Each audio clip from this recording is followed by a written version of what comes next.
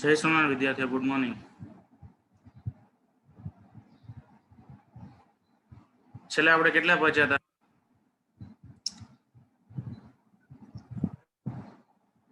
સુવાહક અને અવાહક પૂરું થઈ ગયું કે બાકી હતું?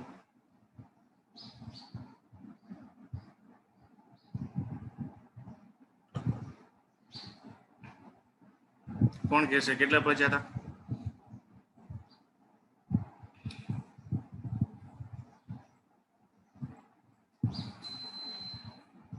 હુઆ કે નીલ?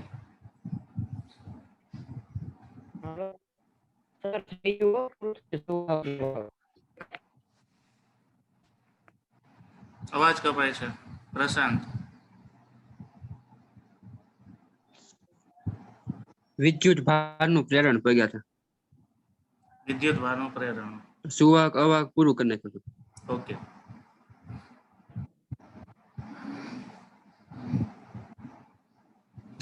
તો આ ચેપ્ટરમાં આપણે ભણ્યા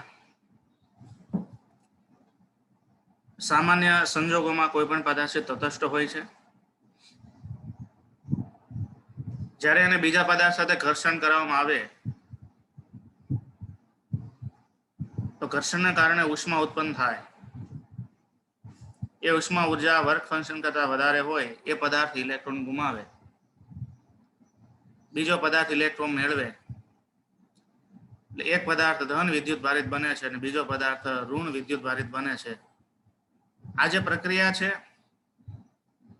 એ પણ એક પ્રકારની વિદ્યુતની પ્રેરણની પ્રક્રિયા કહેવાય.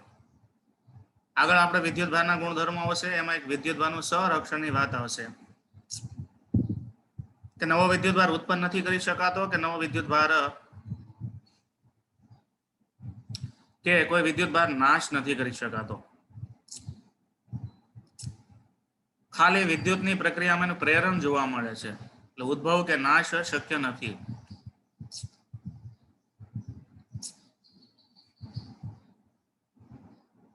તમારી ટેક્સ્ટબુકમાં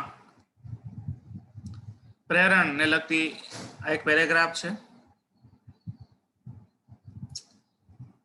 પ્રેરણને લગતું પેલું ઉદાહરણ પણ છે.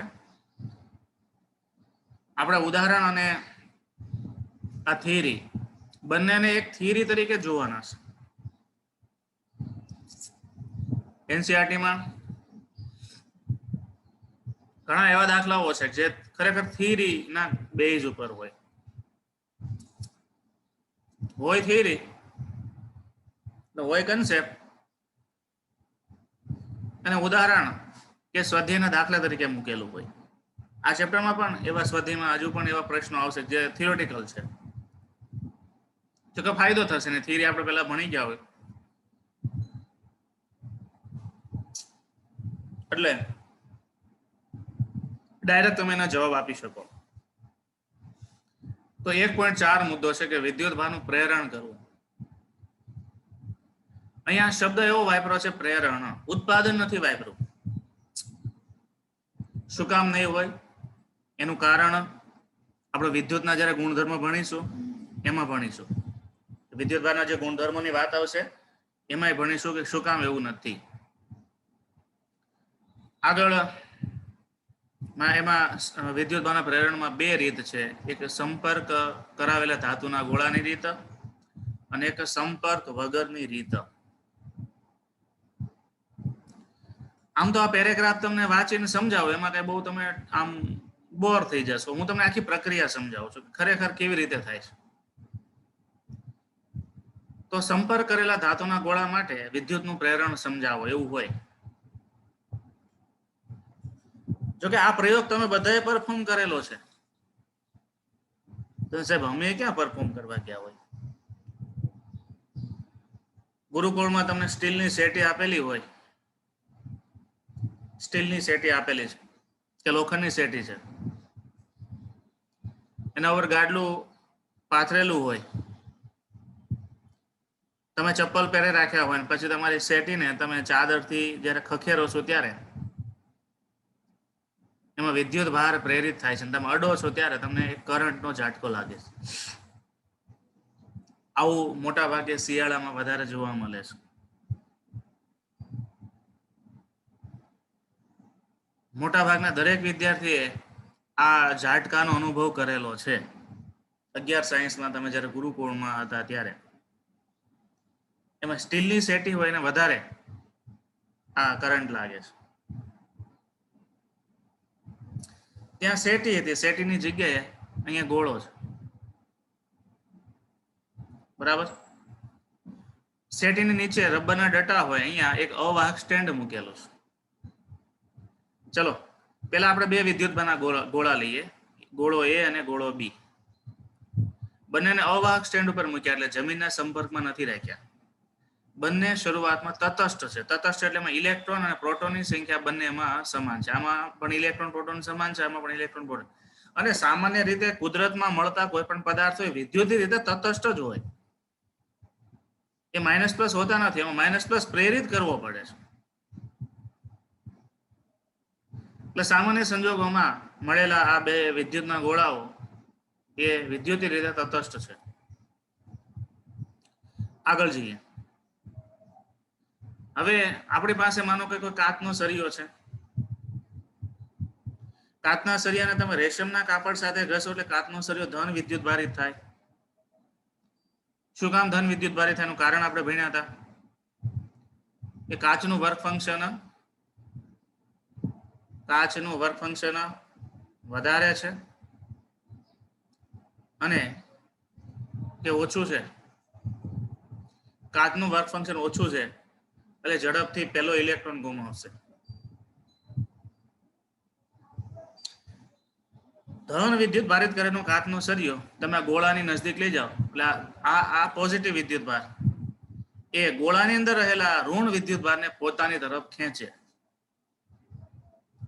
એટલે આકર્ષિત થાય. એટલે ઋણ વિદ્યુત ભાર ઇલેક્ટ્રોન છે આ બાજુ આવશે અને ગોળાની અંદર કારણ કે તટસ્થ એટલે પ્લસ અને માઇનસ બંને હોય, માઇનસને ધક્કો લાગે એટલે એ બીજી બાજુએ એટલે ખસશે, એટલે વિરુદ્ધ બાજુએ ખસશે. હવે સળિયાને નજદીક જ રાખવાનું. સળિયાને નજદીક રાખ્યા પછી આ બંને ગોળાને સંપર્કમાંથી છૂટા પાડવાના. એટલે એક ગોળો છે ઋણ વિદ્યુત ભારિત બન્યો અને બીજો ગોળો છે ધન વિદ્યુત ભારિત બન્યો.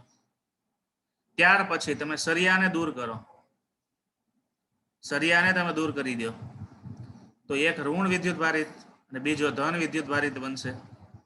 અને ત્યાર પછી બંને ગોળાને છૂટા પાડી દો તો આટલી પ્રક્રિયા પછી એ ગોળો છે ઋણ વિદ્યુત ભારિત બન્યો અને બી ગોળો છે એ ધન વિદ્યુત ભારિત બન્યો. અવાહક સ્ટેન્ડ ઉપર મૂકેલો છે એટલે માટે એમાં જમા થયેલો વિદ્યુત ભાર જમીનમાં ઉતરી શકતો નથી. પણ તમે જો અડો તો તમારા શરીર મારફતે વિદ્યુત ભાર જમીનમાં ઉતરી જાય એનો તમને કરંટ લાગે છે. જ્યાં સુધી અડો નહીં ત્યાં સુધી વિદ્યુત ભારિત હોય. તમે અડો છો ત્યારે વિદ્યુત ભાર તમારા શરીર મારફતે જમીનમાં ઉતરે છે એટલે તમને એનો કરંટ લાગે છે. લાગે છે ને? આજે આખી આખી પ્રક્રિયા છે વિદ્યાર્થીઓ, એને તમે શબ્દોમાં ગોઠવો એટલે આનો જવાબ થઈ જાય. હવે આ થિયરી ઉપરથી હું તમને એક એમસીક્યુ પૂછું છું, એનો જવાબ તમારે વિચારીને આપવાનો છે. કે માનો કે એ અને બી ગોળા છે, એમાં અત્યારે આ પ્રક્રિયાના અંતે એ ગોળો છે ઋણ વિદ્યુત ભારિત થયો અને બી ગોળો છે ધન વિદ્યુત ભારિત થયો. એની જગ્યાએ એ ગોળાને મારે ધન વિદ્યુત ભારિત કરવો હોય અને બી ગોળાને મારે ઋણ વિદ્યુત ભારિત કરવો હોય તો મારે આમાં ક્યાં ફેરફાર કરવો જોઈએ? વિચારો જોઈએ.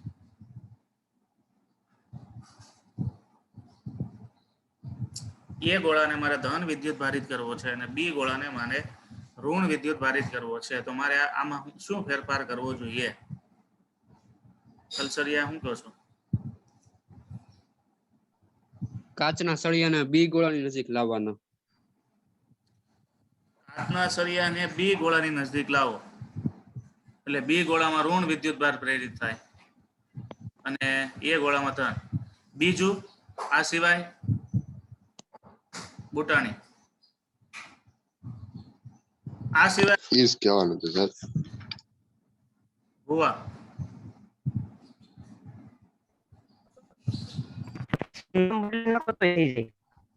અવાજ કપાય છે.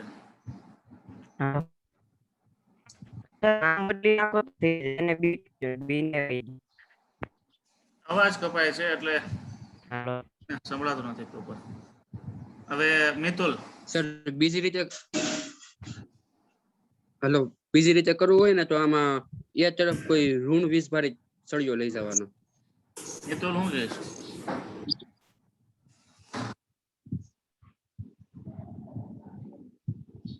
એટલે સાહેબ એ ગોળાનો વર્ક ફંક્શન ઘટાડી નાખીએ. એ તો કેમ ઘટાડો? ગોળો તો ગોળો જ છે.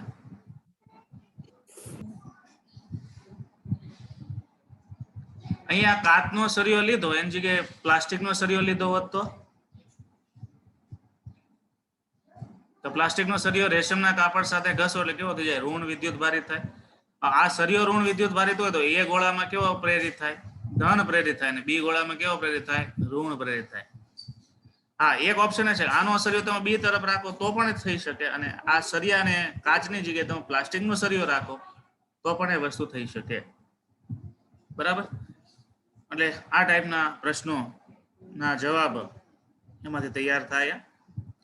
અહીંયા જુઓ, વિદ્યુત ભાર ઉત્પન્ન થયો નહીં. વિદ્યુત ભાર તો અંદર ને અંદર હતો જ, છૂટો પડ્યો એટલે પ્રેરિત થયો. શરૂઆતમાં બંને ગોળા તટસ્થ હતા અને પ્રક્રિયાના અંતે બંને ગોળા વિદ્યુત ભારિત થઈ ગયા. એટલે અહીંયા વિદ્યુત ભારનું પ્રેરણ થયું એમ કહેવાય. વિદ્યુત ભારનું ઉત્પાદન એવું ના કહી શકીએ. નવો વિદ્યુત ભાર ઉદ્ભવ નથી થતો. જે વિદ્યુત ભારો છે એ વિદ્યુત ભારો છૂટા પડે છે એટલે એક છે એ પ્લસ બને છે. એટલે જે વિદ્યુત ભાર મેળવતો હોય એ માઇનસ બને, અને જે વિદ્યુત ભાર ગુમાવતો હોય એ પ્લસ બને. એવી જ રીતે ઉદાહરણ નંબર 1 માં હવે તમને એમ કીધું છે કે એક ધાતુનો ગોળો ને સ્પર્શ કર્યા વિના એને કેવી રીતે ધન વિદ્યુત ભારિત કરી શકાય? સમજાવો હાલો. એક જ ગોળો છે, બે નહીં, એક જ ગોળો છે. એના દ્વારા ટચ નથી કરવા, એટલે એની સાથે કોઈ ઘર્ષણ નથી કરવાનું. તમારે ઘર્ષણ નથી કરવાનું, છતાં એમાં વિદ્યુત ભાર પ્રેરિત કરવો છે. એના માટેની પદ્ધતિ અહીંયા આગળ આપણે પ્રશ્ન તરીકે લીધી છે. એટલે ઉદાહરણ કે ધાતુના ગોળાને સંપર્ક કર્યા વિના વિદ્યુતનું પ્રેરણ કેવી રીતે થાય? જો ધારો કે ધાતુનો ગોળો છે, એમાં માઇનસ અને પ્લસ બંને વિદ્યુત ભાર છે. તટસ્થ જેટલા માઇનસ એટલા પ્લસ છે, એટલે વિદ્યુત રીતે તટસ્થ ગોળો છે. એને અવાહક સ્ટેન્ડ ઉપર મૂક્યો છે. ગોળાને તમારે ધન વિદ્યુત ભારિત પ્રેરિત કરવો છે. એટલે એ ગોળાની આજુબાજુમાં પ્લાસ્ટિકનો સળિયો, પણ કેવો સળિયો? જેને રેશમના કાપડ સાથે ઘસેલો હોય. રેશમના કાપડ સાથે ઘસેલો પ્લાસ્ટિકનો સળિયો છે એ ગોળાની નજદીક લઈ જાવ. એટલે ટચ નથી કરાવ, નજદીક લઈ જાવ. ઋણ વિદ્યુત ભાર આ ધન વિદ્યુત ભારને પોતાના તરફ ખેંચશે, અને ગોળામાં રહેલા ઋણ વિદ્યુત ભાર એ બીજા વિરુદ્ધ છેડે જમા થશે. હવે આ વિરુદ્ધ છેડો છે એને તમે જમીનના અર્થિંગ સાથે જોડી દો, એટલે બધા ઇલેક્ટ્રોન જ્યાં જમા થયા હોય એ બધા ઇલેક્ટ્રોન જમીનમાં ઉતરી જાય. કારણ કે માઇનસ માઇનસને અપાકર્ષણ, અને જમીન તો વિદ્યુત ભારને ખેંચી લે છે. એટલે હવે આ ગોળામાં માત્ર ને માત્ર શું વધ્યું? ધન વિદ્યુત ભાર વધ્યા. અર્થિંગનો વાયર છે એ તમે ડિસ્કનેક્ટ કરી દો, અને સળિયો છે એને પણ તમે દૂર લઈ જાઓ, તો આ ગોળામાં હવે માત્ર કયો વિદ્યુત ભાર વધે? ધન વિદ્યુત ભાર વધશે. બરાબર? તો આમાં જો ક્યાંય પણ પ્રકારે કોઈ પ્રકારનો સંપર્ક આવ્યું નહીં, છતાંય પણ ગોળો ધન વિદ્યુત ભારિત પ્રેરિત થયો. અને સંપર્ક વગરની રીત કહેવાય છે. વિદ્યુત ભારના પ્રેરણ માટે સંપર્ક વગરની રીત. ચલો, મારો પ્રશ્ન છે કે ગોળાને સંપર્ક કર્યા વગર એમાં ઋણ વિદ્યુત ભાર કેમ પ્રેરિત કરશો? અને આકૃતિ દોરીને સમજાવો. ગોળાને સંપર્ક કર્યા વગર ઋણ વિદ્યુત ભાર કેવી રીતે પ્રેરિત કરશો?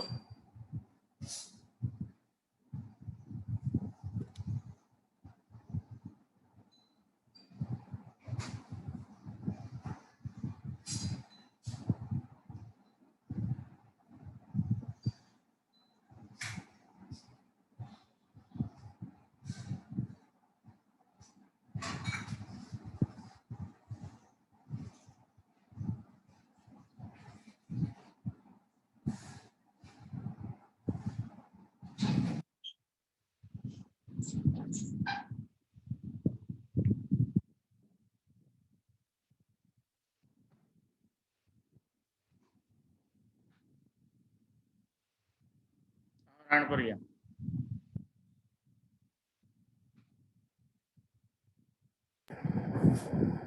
હાલો સાહેબ, કાચના સળિયાને રેશમના કાપડ સાથે ઘસવી એટલે કાચનો સળિયો ધન વિદ્યુત ભારિત થાય, એને ગોળાની નજીક લઈ જાવી એટલે ન્યા ઋણ વિદ્યુત ભારિત ને ઓલી બાજુ ધન વિદ્યુત ભારિત રીતે. પછી ધન વિદ્યુત ભાર ને જમીન સાથે સંપર્કમાં લાવવાનો.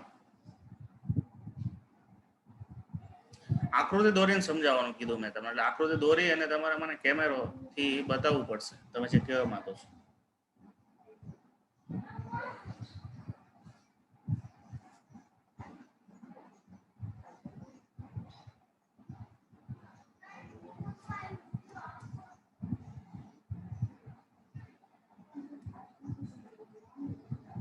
આકૃતિ દોરીને તમારે મને સમજાવવું પડશે.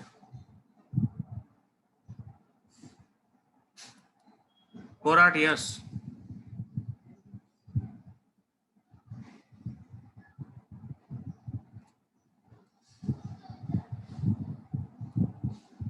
કોરાટ યસ. કેમેરો ઓન કરો જોઈએ. રાઇઝન કરો.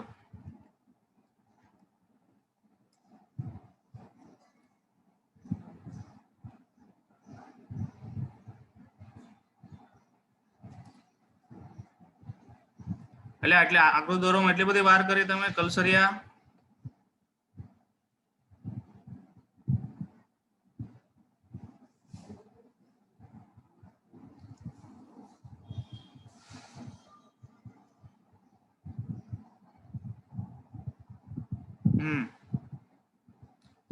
હવે જો એક વસ્તુ એ છે, આપણે વાત એવી કરી હતી કે જો અહીંયા પ્લસ ને તમે અર્થિંગ સાથે જોડો તો પ્લસ ને અર્થિંગ સાથે જોડો તો ધન વિદ્યુત ભારનું તો વહન થતું નથી. વિદ્યુતની પ્રક્રિયા આપલે કોની થાય? ઓલામાં ઇલેક્ટ્રોન હતા એટલે જમીનમાં ઉતરી ગયા. આમાં ધન વિદ્યુત ભાર પ્રોટોન જમીનમાં ઉતરે નહીં. વિદ્યુતની પ્રક્રિયામાં હંમેશા ઇલેક્ટ્રોનની આપલે થાય છે, તો એ તો પ્રોટોનની આપલે કરવી પડે. ધન વિદ્યુત ભાર જમીનમાં ઉતરે તો ગોળો ઋણ વિદ્યુત ભારિત થયો. હાલો આમાં શું વિચારશો? અહીંયા તમારે એમ વિચારવાનું કે ખરેખર જમીનમાંથી ઇલેક્ટ્રોન ગોળામાં આવે છે. શરૂઆતમાં બેમાં 5-5 ઇલેક્ટ્રોન હોય, 5 ઇલેક્ટ્રોન અને 5 પ્રોટોન હોય.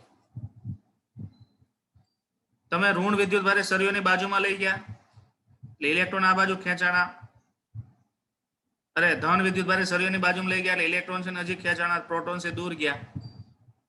ઈ પ્રોટોન નો જમીન સાથે સંપર્ક કરો એટલે બીજા 5 ઇલેક્ટ્રોન પોતાના તરફ ખેંચી લે એટલે ગોળામાં ઇલેક્ટ્રોનની સંખ્યા કેટલી થઈ? 10 દાખલા તરીકે, અને પ્રોટોનની સંખ્યા કેટલી થઈ? 5. એટલા માટે ગોળો ઋણ વિદ્યુત ભારિત જ થાય. એટલે તમારે એમ સમજવાનું છે, ધ્યાન આપજો અહીંયા કે દાખલા તરીકે અહીંયા તમે ધન વિદ્યુત ભારિત સળિયો રાખ્યો હોત તો આ બાજુ માઇનસ આવત, આ બાજુ પ્લસ આવત, અને પ્લસ ને તમે જમીન સાથે જોડો તો અહીંયા જેમ ઇલેક્ટ્રોન જમીનમાં ઉતરે છે એમ ઇલેક્ટ્રોન જમીનમાંથી ગોળામાં આવી જાય. કારણ કે પૃથ્વી છે એ વિદ્યુત ભાર ખેંચી પણ શકે છે અને પૃથ્વી છે વિદ્યુત ભાર લઈ પણ શકે છે. જરૂર પડે તો વિદ્યુત ભાર લઈ લે છે, વીજળીમાં વિદ્યુત ભાર લઈ લે છે ને, અને જરૂર પડે તો વિદ્યુત ભાર ખેંચી પણ શકે છે, આપી પણ શકે છે અને લઈ પણ શકે છે. એટલે એમાં વિદ્યુત ભાર પુષ્કળ છે પૃથ્વીમાં. એટલે ગમે એટલો વિદ્યુત ભાર હોય તો એ સંગ્રહ કરી શકે અને ગમે એટલા વિદ્યુત ભારની જરૂર હોય તો એ આપી પણ શકે છે. બરાબર. બીજું, તમે જ્યારે અર્થિંગ કરો છો ત્યારે અર્થિંગમાં ભેજ લગાડવો પડે. ભેજ શું કામ લગાડવો પડે? કારણ કે સૂકી જમીન વિદ્યુતનું વહન કરી શકતી નથી. પાણીવાળી જમીન કરો એટલે પાણીવાળી જમીનમાં ક્ષાર ઓગળે અને ક્ષાર ઓગળે એટલે વિદ્યુતનું વહન સરળતાથી થાય. એટલે અર્થિંગ છે હંમેશા ભીનો રાખવાનો હોય, કોરો ના રાખાય. ચલો આગળની વાત કરીએ, આગળનો મુદ્દામાં જઈએ તો વિદ્યુત ભારના મૂળભૂત ગુણધર્મો લખો. જે ટાઇટલ વિદ્યુત ભારના મૂળભૂત ગુણધર્મો.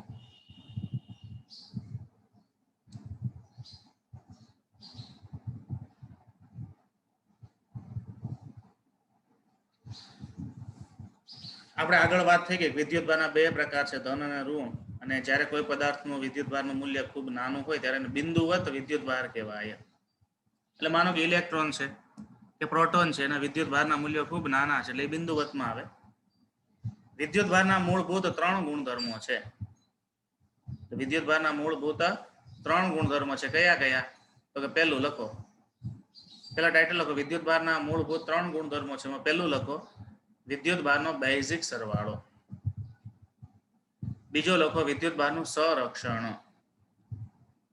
અને ત્રીજો લખો વિદ્યુતભારનું ક્વોન્ટમીકરણ. તમારી ટેક્સ્ટબુકમાં વિદ્યુતભારના ગુણધર્મોનો મુદ્દો આપેલો છે. વિદ્યુતભારના મૂળભૂત ગુણધર્મો, એમાં વિદ્યુતભારનો સરવાળો, વિદ્યુતભારનું સંરક્ષણ અને વિદ્યુતભારનું ક્વોન્ટમીકરણ. આમાંથી ત્રણેયમાંથી એક એક નાના નાના પ્રશ્ન બને 2 માર્ક્સના. બરાબર. પછી આપણે ઉદાહરણ નંબર 2 ઉપર જઈશું.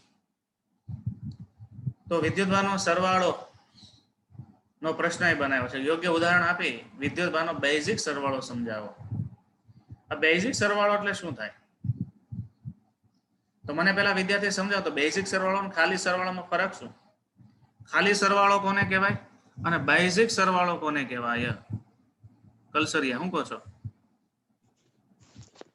સર બેઝિક સરવાળામાં ધન અને ઋણ નિશાનીને ધ્યાનમાં લેવાની હોય, જ્યારે ખાલી સરવાળામાં એવું કોઈ ધ્યાનમાં નહીં લેવાનું.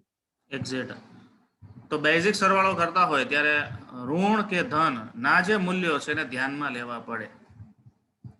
અને ખાલી સરવાળો કરતા હોય ત્યારે ઋણ કે ધનને ધ્યાનમાં. આપણે કદાચ સદિશોમાં વાત થઈ હતી, સાચું?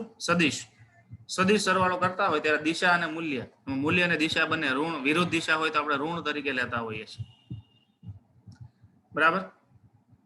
તો આપણી પાસે 2 પ્રકારના વિદ્યુતભાર છે, ઋણ વિદ્યુતભાર ઇલેક્ટ્રોન અને ધન વિદ્યુતભાર પ્રોટોન. એટલે આપણે જ્યારે વિદ્યુતભારનો જથ્થો ગણવાનો થાય ત્યારે અમુક વિદ્યુતભાર પ્લસ હોય ને પ્લસ લેવા પડે, અમુક વિદ્યુતભાર માઇનસ અને માઇનસ તરીકે લેવા પડે.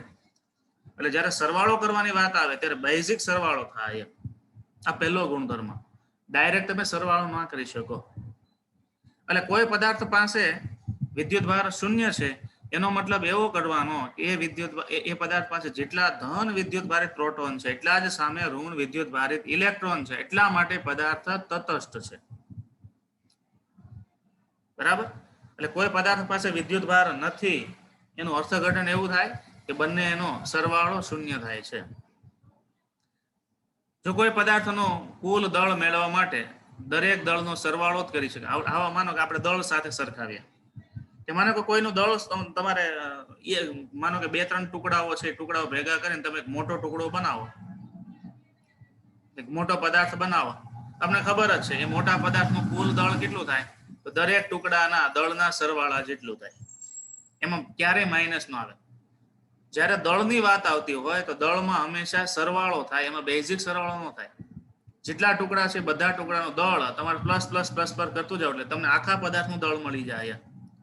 આપણને ખબર છે n કણોના તંત્ર માટે જ્યારે આપણે દળ ગણતા ત્યારે બધા જ કણોના દળનો સરવાળો લેતા, m1 + m2 + m3 + up to mn. બરાબર. પરંતુ વિદ્યુતભાર ધન કે ઋણ હોવાને કારણે પદાર્થનો કુલ વિદ્યુતભાર બેઝિક સરવાળાથી નક્કી થાય છે. કુલ દળ ખાલી સરવાળાથી નક્કી થાય અને વિદ્યુતભાર ખાલી ભાર એટલે દળ, ખાલી ભાર છે સરવાળાથી નક્કી થાય, પણ વિદ્યુતભાર છે એ બેઝિક સરવાળાથી નક્કી થાય છે.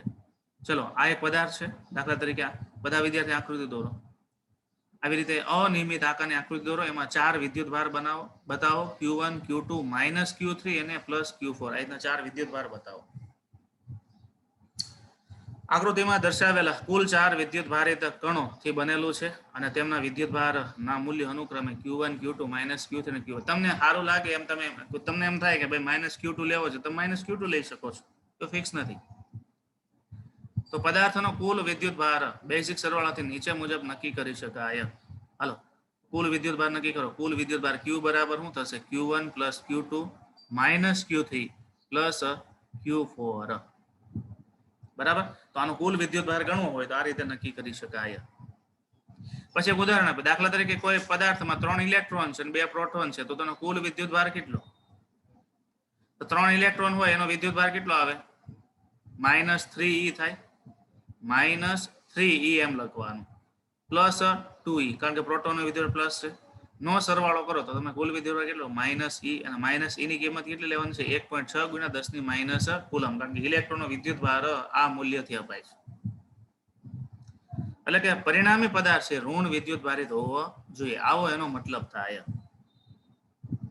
ચલો આમાં કોઈ વિદ્યાર્થીને કઈ ક્વેરી હોય તો રાઇઝન કરશે.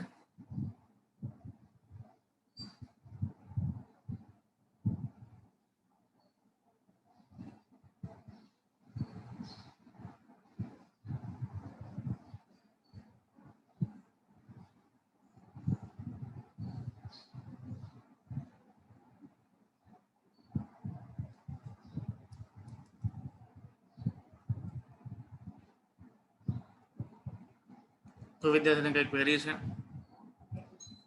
તો બીજો ગુણધર્મ છે એની વાત કરીએ. અને આજે તમારે હવે છેક ત્રીજો પીરિયડ ક્યારે છે? 11 વાગે છે કલસરિયા. મારા પછી હવે ત્રીજો પીરિયડ તમારે કયા ટાઈમે છે?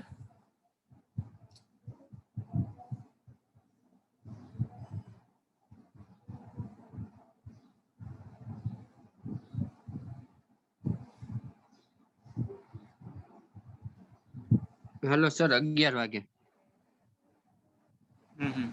તો આ ક્લાસ આપણો પૂરો થાય ત્યાર પછી આપણે બીજો એક્સ્ટ્રા ક્લાસ લઈશું જેનો ટાઈમ હશે તમારા 9 થી 9:30. બરાબર, એટલે આ ક્લાસ પૂરો થયા પછી આપણે કન્ટિન્યુ બીજો ક્લાસ પણ લઈશું.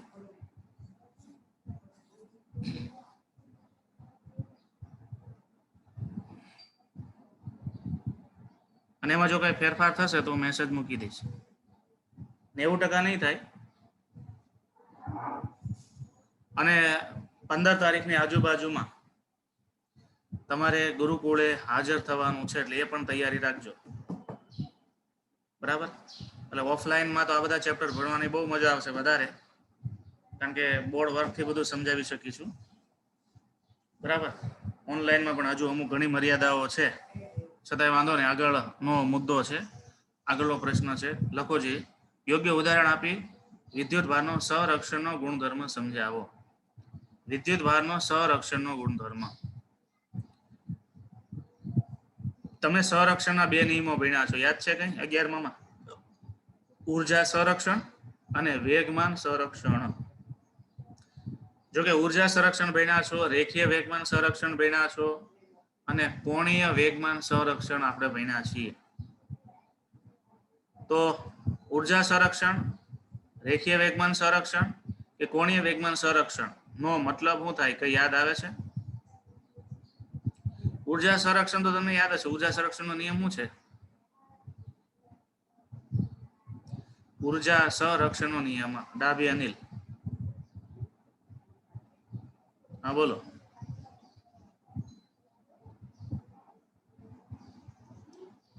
ડાભી, તમને અનમ્યુટ કર્યા છે.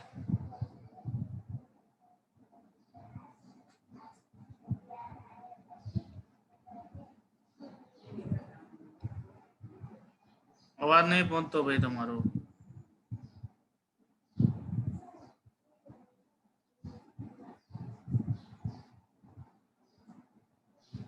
રામાણી, ઉર્જાનું સર્જન કે વિનાશ કરી શકાતો નથી, તે અચળ રહે છે. આ ગેલેક્સી M12 કોણ છે? ગેલેક્સી M12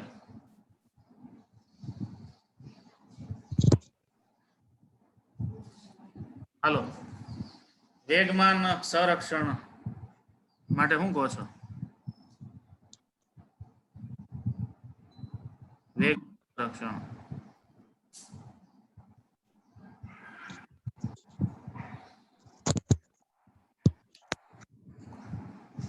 ડાભી, તારું માઇક્રોફોન નથી કનેક્ટ થયેલું. વેગમાન સંરક્ષણ. મિતુલ,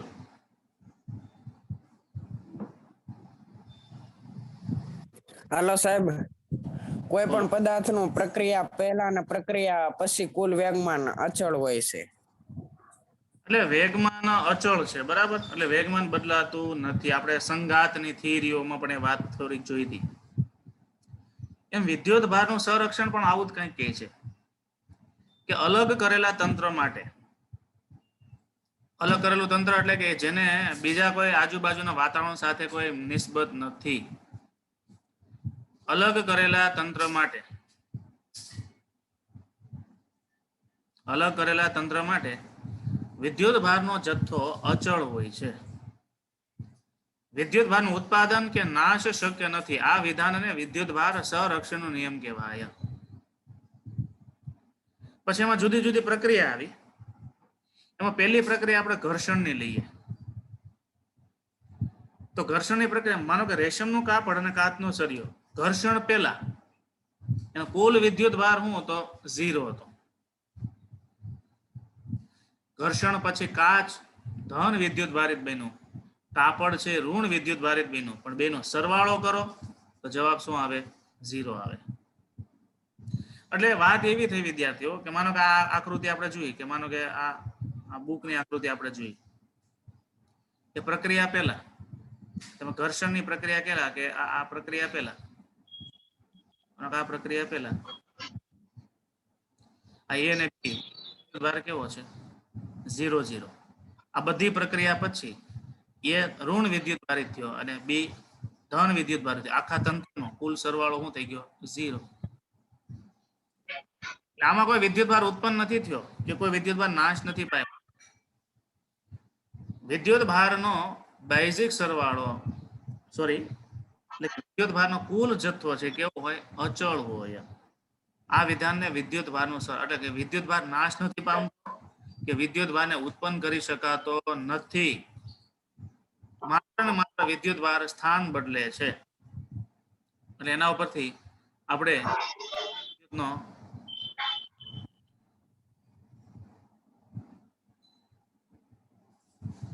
સંરક્ષણ છે.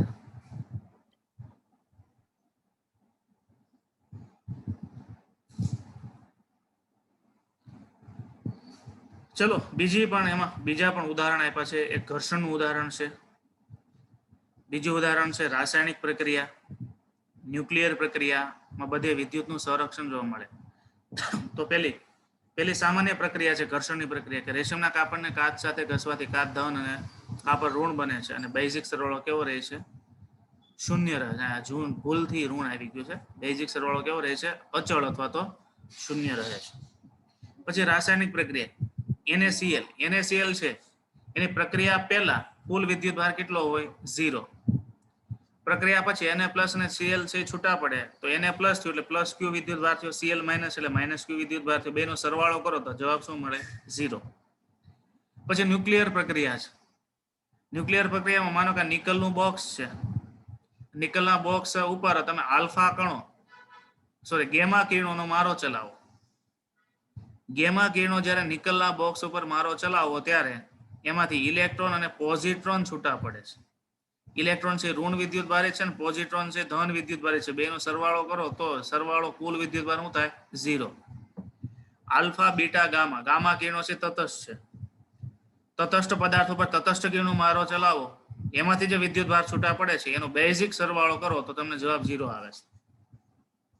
તો રાસાયણિક પ્રક્રિયા હોય, ન્યુક્લિયર પ્રક્રિયા હોય કે ઘર્ષણની પ્રક્રિયા અથવા તો કોઈ પણ પ્રક્રિયા હોય, એમાં વિદ્યુત ભારનું સંરક્ષણ જોવા મળે છે. અહીંયા મેં તમને કીધું પોઝિટ્રોન. તો પોઝિટ્રોન શું છે? આને પોઝિટ્રોન કહેવાય. આ પ્લસ E એટલે પોઝિટ્રોન થાય, માઇનસ E એટલે ઇલેક્ટ્રોન થાય. તો ઇલેક્ટ્રોન અને પોઝિટ્રોનમાં ફરક શું? અથવા પોઝિટ્રોન અને પ્રોટોનમાં ફરક શું? તો વિદ્યાર્થી નોંધ લખો પોઝિટ્રોન કરીને. હાંસિયામાં કંઈક લખી નાખજો, કારણ કે MCQ માટે પોઝિટ્રોન શબ્દ પૂછે છે. પોઝિટ્રોનનું દળ કેટલું?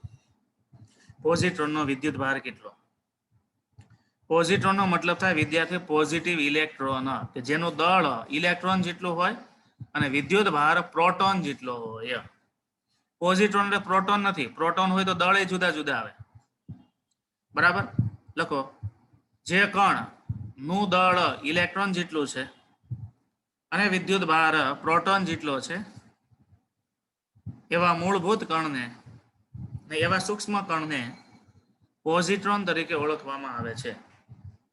પોઝિટ્રોનનો મતલબ થાય પોઝિટિવ ઇલેક્ટ્રોન, એટલે દળ ઇલેક્ટ્રોન જેટલું છે પણ વિદ્યુત ભાર છે એ પ્રોટોન જેટલો છે. બરાબર? એટલે પોઝિટ્રોન કહેવાય. ત્યાર પછીનો ત્રીજો ગુણધર્મ છે વિદ્યુત ભારનું ક્વોન્ટમીકરણ. વિદ્યુત ભારનું ક્વોન્ટમીકરણ. ક્વોન્ટમીકરણ આપણે સમજીએ પહેલા આપણે ક્વોન્ટાઇઝેશન એ શબ્દ સમજવો પડે, બરાબર. અને ક્વોન્ટાઇઝેશન ની વાત હું તમને એક ઉદાહરણથી આપું છું. દાખલા તરીકે મને તમે એક જવાબ આપજો. કોઈ પણ બિલ્ડિંગ હોય, કોઈ પણ બિલ્ડિંગ, એમાં માળની ગણતરી કેવી રીતે થાય કે પહેલો માળ હોય, બીજો માળ હોય, ત્રીજો માળ હોય, ચોથો માળ હોય.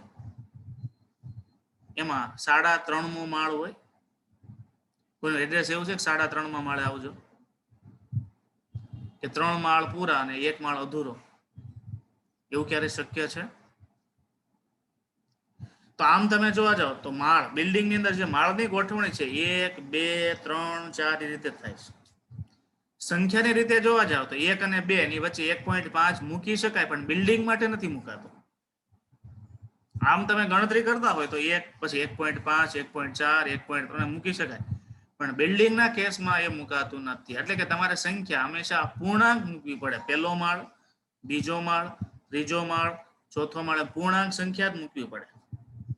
અપૂર્ણાંક સંખ્યાથી માળ દર્શાવાતો નથી, બરાબર. સોસાયટીમાં તમારું મકાન હોય તો તમે એમ કહેશો કે બીજું મકાન છે, ત્રીજું મકાન છે, ચોથું મકાન છે. તમે એમ કહેશો 1.5મું મકાન છે, કે અમારું મકાન 1.5મું છે. સોસાયટીમાં છે કોઈનું એવું એડ્રેસ કે જેમાં તમે 1.5 લખતા હોય, બી 1.5, પછી આમ વિભાગ પડ્યા હોય કે પેલા વિભાગમાં પેલું મકાન એટલે એમ 1.5, 1.5, પણ એમ કહેવાય 1.5મું મકાન. એમ કે પોસિબલ છે કઈ? કે 4.5મું મકાન છે, ત્યાં આવતા રહેજો. છે કોઈને આવું એડ્રેસ? છે કોઈને? હોય તો રાઇઝ હેન્ડ કરે. આપણે એના મકાન જ જોવું છે. એટલે વિદ્યાર્થીઓ, એમાં આમ તમે જોવા જાવ તો સતત છે 1, 2, 3, 4, 5 સતત. બિલ્ડિંગ બન્યું હોય તો બિલ્ડિંગમાં પહેલો માળ હોય, બીજો માળ હોય, પછી ત્રીજો માળ હોય જ નહીં, ચોથો માળ સીધો હવામાં લટકતો હોય. એમ નથી. 1, 2, 3 કન્ટિન્યુઅસ છે, પણ 1 અને 2 ની વચ્ચે ગેપ છે. એને કહેવાય સતત થી અસતત, અને સતત થી અસતત એને કહેવાય ક્વોન્ટમીકરણ. આ કન્સેપ્ટ આપણને ક્વોન્ટાઇઝેશન સમજવા માટે ઉપયોગી બનશે. અહીંયા આપણે ક્લાસ પૂરો કરીએ. જય સ્વામિનારાયણ. પાછા ફરીથી 9 વાગે બીજા ક્લાસમાં મળીએ, ત્યારે આગળ વાત કરીશું.